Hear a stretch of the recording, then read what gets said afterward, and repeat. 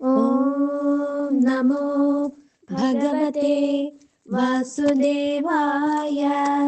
മാം he പാർത്ഥവ്യപാശ്രിത്യ യേപി സ്യുഃ പാപയോനയഃ സ്ത്രിയോ വൈശ്യാസ്തഥാ ശൂദ്രാസ്തേപി യാന്തി പരാം ഗതിം.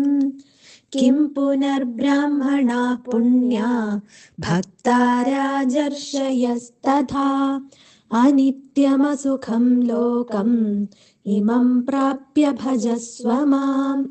മന്മനാ ഭവ മദ്ഭക്തോ മദ്യാജീ മാം നമസ്കുരു. മാമേ വൈഷ്യസി യുക്ത്വൈവം ആത്മാനം മത്പരായണഃ.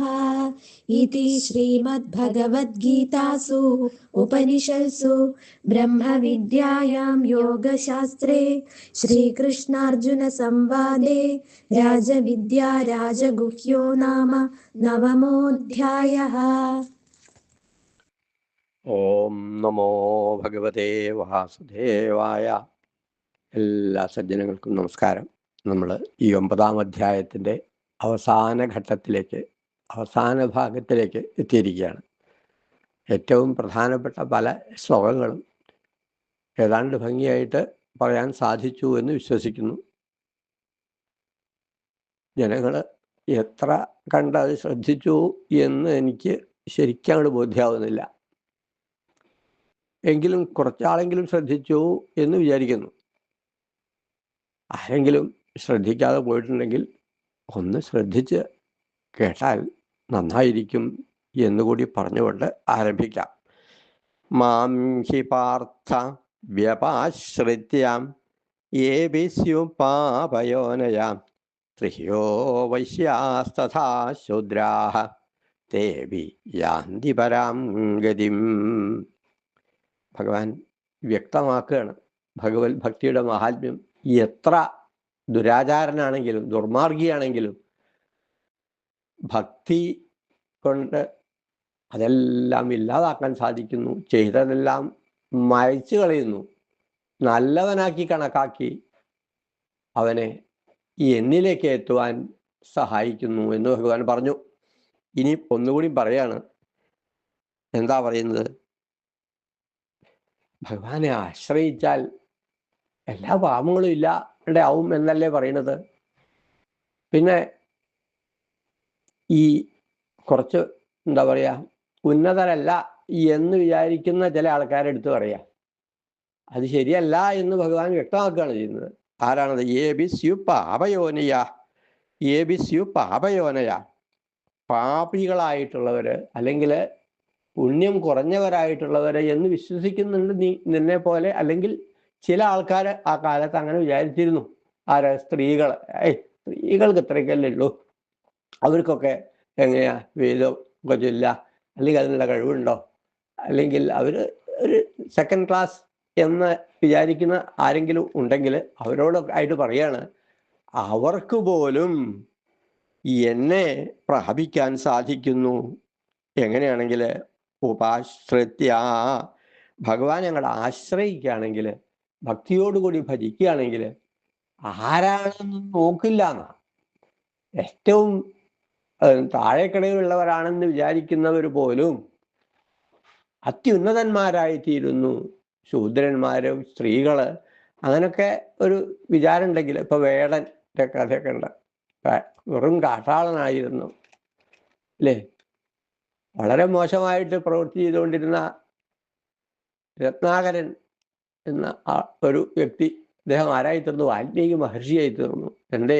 രാമരാമ എന്നുള്ള ആ മന്ത്രത്തിന്റെ ശക്തി കൊണ്ട്. ഭക്തി ഉണ്ടെങ്കിൽ എത്ര അധമനാണെന്ന് വിചാരിക്കുന്ന ആള് പോലും ഉന്നതനായിത്തീരുന്നു, എന്നെ പ്രാപിക്കുന്നു എന്ന് ഭഗവാൻ പറയാണ്. നമ്മൾക്ക് ഒരു വിചാരമുണ്ട്, ഇത് ബ്രാഹ്മണര് അല്ലെങ്കിൽ ഉയർന്ന ആൾക്കാരാണെന്ന് വിശ്വസിക്കുന്നവർക്ക് മാത്രമേ ഭഗവാനെ പ്രാപിക്കാൻ സാധിക്കുള്ളൂ, അല്ലാത്തവർക്കൊന്നും അതിനുള്ള ദൂരത്ത് നിൽക്കുക അത്രയേ ഉള്ളൂ, എങ്കിൽ നാമം ജീവിക്കൊന്നും വേണ്ട, അവർ പണിയെടുത്ത് ജീവിച്ചോട്ടെ. അങ്ങനല്ല, ആർക്കും ഭഗവാനെ പ്രാപിക്കാൻ സാധിക്കും.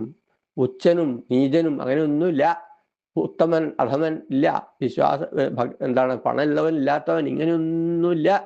ഭഗവാൻ എല്ലാം തുല്യരാണ്. സമോഹം സർവഭൂതേഷു എന്ന് ഭഗവാൻ പറയുന്നുണ്ട്. എല്ലാവരും എനിക്ക് തുല്യരാണ്, ആരും പ്രത്യേകമായിട്ടുള്ളവരല്ല.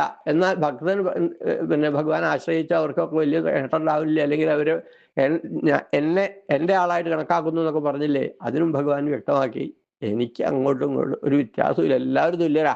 ആശ്രയിക്കുമ്പോൾ അന്നൊരു ഉദാഹരണം പറഞ്ഞില്ലേ, തീനെ ആശ്രയിക്കുമ്പോൾ ചൂട് കിട്ടുന്നു, അകലെ നിന്നാൽ ചൂട് കിട്ടില്ല.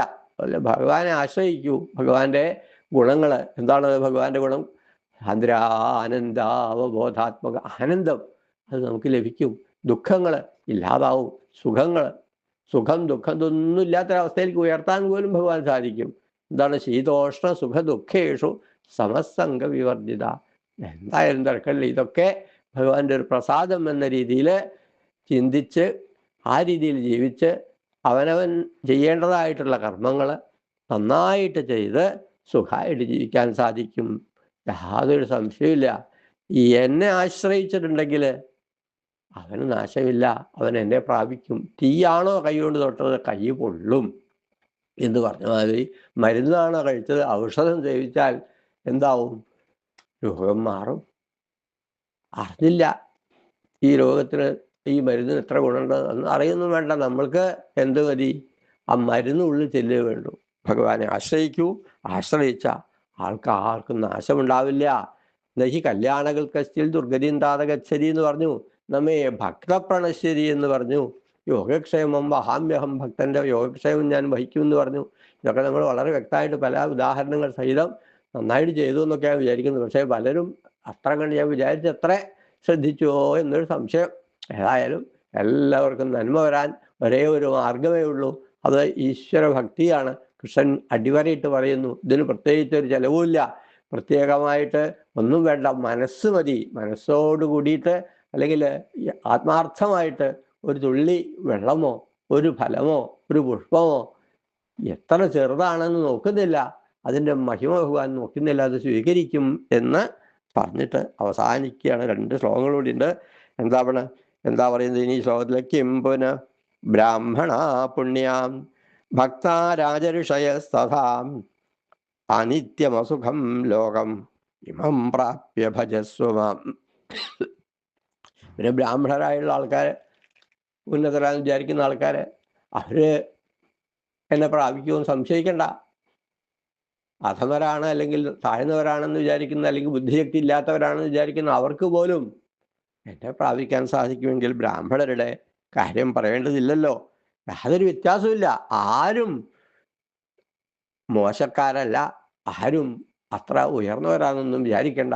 ഭക്തി എന്നുള്ള ഗുണമുണ്ടെങ്കിൽ, ഭഗവാനെ ഭജിക്കാനുള്ള ഒരു മനസ്സുണ്ടെങ്കിൽ സുഖം ദുഃഖമൊക്കെ വന്ന വഴിക്ക് അങ്ങ് പോയിക്കോളും.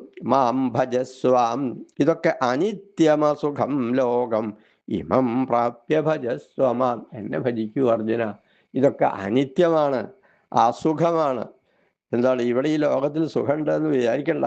ഇവിടെ ദുഃഖം സുഖമൊക്കെ വരും. അതിൻ്റെ ഒരു രീതിയാണ്.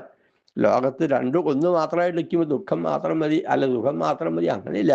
ദുഃഖം വരും, സുഖം വരും. ഇത് അനിത്യമാണ്, നിത്യമല്ലാത്തതാണ്, മാറിക്കൊണ്ടിരിക്കും. ശാശ്വതമായിട്ടുള്ളത് ഭഗവാൻ ഒന്ന് മാത്രമാണ്, ഭഗവത് ഭക്തിയാണ്. അതുകൊണ്ട് എന്നെ പ്രാപിക്കൂ. ശാശ്വതമായിട്ടുള്ള സുഖം ലഭിക്കുന്ന പരമപദപ്രാപ്തിക്ക് ഇത്രയേ ഉള്ളൂ ഉപായം, ഒറ്റ മാർഗ്ഗമേ ഉള്ളൂ ഭഗവാനെ പ്രാപിക്കാൻ. എന്താണ്? ഭക്തി. ഭക്തിയാഹം ഏകയാഗ്രാഹ്യ എന്ന് അടിവരയിട്ട് അങ്ങനെ പറയാണ്. നശ്വരവും ദുഃഖകരവുമായ ഈ ലോകത്തിൽ ഒന്നുകൂടിയ സ്ഥിതിക്ക് എന്നെ ഭജിച്ചുകൊള്ളുക. എന്തിനാ ഭജിക്കുന്നു ഭഗവാനെ? അപ്പോൾ ഈ ലോകത്ത് ഇവിടെ എല്ലാവർക്കും ആവശ്യം എന്താ? സുഖം വേണമെന്ന്. അങ്ങനെയൊന്നും ഇല്ല കേട്ടോ. സുഖം എന്ന് പറഞ്ഞതില്ല. ദുഃഖം ഉണ്ടെങ്കിൽ സുഖമുണ്ട്. അനിത്യമാണ്. നിത്യമെന്നും സുഖമായിട്ട് വേണം, അങ്ങനെയല്ല. ഇതിന് ഈ ജീവനിന് എന്താ ഒരു ഗ്യാരണ്ടി ഉള്ളത്? എല്ലാം കഴിഞ്ഞു. പെട്ടെന്ന് ഏത് നിമിഷം വേണമെങ്കിലും മരിക്കാം. ഈ കണ്ടതെല്ലാം കുന്നല്ല, ഒരിക്കൽ നശിപ്പതോർത്താൽ. വലിയ കുന്നല്ലേ, അതും ഇടിഞ്ഞ് ആഴി സമുദ്രം എത്രയാ വെള്ളമുള്ളത്, അതും പറ്റിയേക്കാം. ഇതിനൊന്നും ശാശ്വത സ്ഥിതിയില്ല. ശാശ്വതമായിട്ടുള്ള സുഖം വേണമെങ്കിൽ അങ്ങനെയൊന്നും ഉണ്ടോയെന്ന് ചോദിച്ചാൽ ഉണ്ട്. അതെന്താണ്? ഭഗവത്പദമാണ് എന്ന് പറഞ്ഞിങ്ങനെ അവസാനിപ്പിക്കുകയാണ്. മന്മനാഭവ മദ്ഭക്തോ മദ്യാജീ മാം നമസ്കുരു മാമേ വൈശ്യസി യുക്തൈവം ആത്മാനം മൽപരായണ. അതുകൊണ്ട് എന്താ വേണ്ടത്? ഭജസ്വമാം, എന്നെ ഭജിക്കൂ എന്ന് പറഞ്ഞു. എന്നിട്ട് പറയാം മന്മനാഭവ, എന്നിൽ മനസ്സ് ഉറപ്പിച്ചവനും, മന്മനാഭവ മദ്ഭക്ത, എൻ്റെ ഭക്തനും, മദ്യാജി, എന്നെ യജിക്കുന്നവനും, മാം നമസ്കുരു, എന്നെ നമസ്കരിക്കുന്നവനും, ഏവം മത്പരായണ, ഇപ്രകാരം എന്നെ പരമാശ്രയമായി കരുതി, ആത്മാനം യുക്ത്വ, ആത്മാവിനെ എന്നിൽ യോജിപ്പിച്ചാൽ എന്നെ തന്നെ നീ പ്രാപിക്കും. അപ്പം ഭക്തിയോടുകൂടി ഭജിക്കുക, എന്നെ ഭജിക്കൂ എന്ന് ഭഗവാൻ ഇങ്ങനെ പറയുക. എനിക്കിപ്പോൾ ഇതൊന്നും നേരമില്ല, വേണ്ട, ഭജിക്കാനൊന്നും നേരമില്ല. മന്മനാഭോ എപ്പോഴും ഭഗവാൻ വിചാരിച്ചുകൊണ്ടിരുന്നതൊക്കെ കാര്യം നടക്കും. വെറുതെ ഇരിക്കണവർക്ക് ഇതൊക്കെ പറ്റും, വയസ്സായിട്ട് വേറെ പണിയും ചെയ്യാൻ പറ്റില്ല, ഇത് പറ്റും എന്നൊക്കെ വിചാരിക്കുന്നുണ്ടെങ്കിൽ അങ്ങനെയായിക്കോട്ടെ. വേണ്ടതൊന്നും ഇതാണ് കേട്ടോ. മന്മനാഭവ, എന്നിൽ മനസ്സ് വയ്ക്കൂ, ഉറപ്പിക്കൂ. മദ്ഭക്ത, എൻ്റെ ഭക്തനായിത്തീരൂ. ഇതൊന്നും വേണ്ടാന്ന്, ഇതൊന്നും സാധിക്കില്ല. വേണ്ട, ഇഷ്ടം പോലെ ഏതാ ഇഷ്ടം തോന്നി അതുപോലെ ഭജിച്ചോളൂ, ജീവിച്ചോളൂ. സുഖം കിട്ടിയില്ലല്ലോ കൃഷ്ണ എന്ന് പറഞ്ഞ് എൻ്റെ ഇവിടെ വന്ന് ആളെ പറഞ്ഞിട്ട് കാര്യമില്ല. എന്നെ ഭജിച്ചോളൂ, ഭജിച്ചാൽ ദുഃഖം തീരും എന്ന് ഉറപ്പിക്കണം. എന്നിട്ട് ശ്ലോകം അവസാനിപ്പിക്കുന്നു. ഈ അധ്യായം അവസാനിപ്പിക്കുകയാണ്. ഇതി ശ്രീമദ് ഭഗവത്ഗീതാസു ഉപനിഷത്സു ബ്രഹ്മവിദ്യായാം യോഗശാസ്ത്രേ ശ്രീകൃഷ്ണാർജുന സംവാദേ രാജവിദ്യാ രാജഗുഹ്യോ നാമ നവമോധ്യായ. 9ാം അധ്യായം സമർപ്പിക്കുന്നു. ശ്രീകൃഷ്ണാർപ്പണമസ്തു.